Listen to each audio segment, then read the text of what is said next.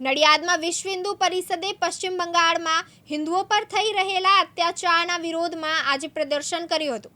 ખેડા જિલ્લા વીએચપી અને બજરંગ દળના કાર્યકરોએ કલેક્ટર કચેરી બહાર ધરણા યોજ્યા હતા।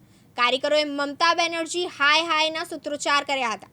ડભાણ રોડ પર આવેલી કલેક્ટર કચેરી ખાતે આવેદનપત્ર સુપરત કરવામાં આવ્યું હતું। આવેદનપત્રમાં પશ્ચિમ બંગાળમાં હિન્દુઓ પર થઈ રહેલા અત્યાચારોને તાત્કાલિક રોકવાની માંગ કરવામાં આવી છે। સાથે જ રાજ્યમાં કાયદો અને વ્યવસ્થાની સ્થિતિને ધ્યાનમાં રાખીને રાષ્ટ્રપતિ શાસન લાગુ કરવાની માંગણી કરવામાં આવી છે। સમાજના હિન્દુ સંગઠન જે છે બધાના દ્વારા આજે પશ્ચિમ બંગાળની અંદર જે મુર્શિદાબાદની અંદર જે અત્યારે ઘટનાઓ ચાલી રહી છે,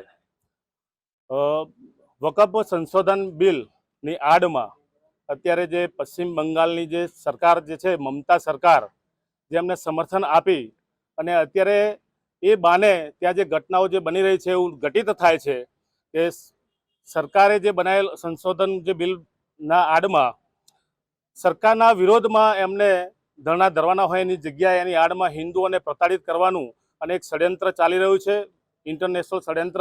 જે બંગાળની અંદર જે રીતે હિન્દુઓ ઉપર અત્યાચાર થયા એ જ રીતે ફરી પાછું પશ્ચિમ બંગાળની અંદર પણ આ જ પ્રકારનું ષડયંત્ર ચાલી રહ્યું લાગે છે। 1947માં એક વખત ધર્મના આધારે ભારતમાં એક પાકિસ્તાન દેશ અલગ આપ્યો।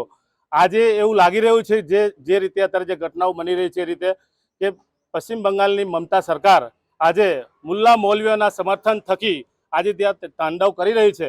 એટલે પૂરી શંકા જે છે કે ત્યાં એમને બીજું એક રાષ્ટ્ર બનાવવું છે, પણ એ હવે એ શક્ય નથી।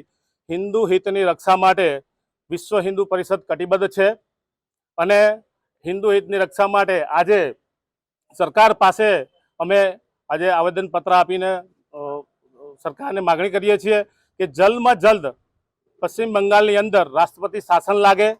ત્યાં જે ઘટનાઓ જે બની છે તો ત્યાં તાત્કાલિક ધોરણે રાષ્ટ્રપતિ શાસન લગાવી અને ત્યાં કેન્દ્રીય સુરક્ષા બળ તૈનાત કરવામાં આવે। જે ઘટનાઓ બની છે ત્યાં એનઆઈ દ્વારા ત્યાં જાંચ કરવામાં આવે અને ત્યાં જે વિસ્થાપિત થયા છે, જેમને પલાયન કર્યું છે એવા લોકોને ફરી પાછા ત્યાં સ્થાપિત કરવામાં આવે એ અમારી ઉગ્ર માંગ છે।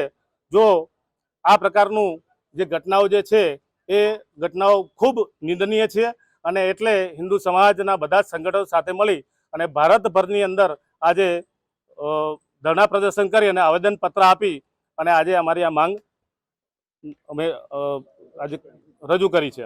તૃષાલ પંડ્યા, દિવ્યાંગ ન્યૂઝ, નડિયાદ, ખેડા।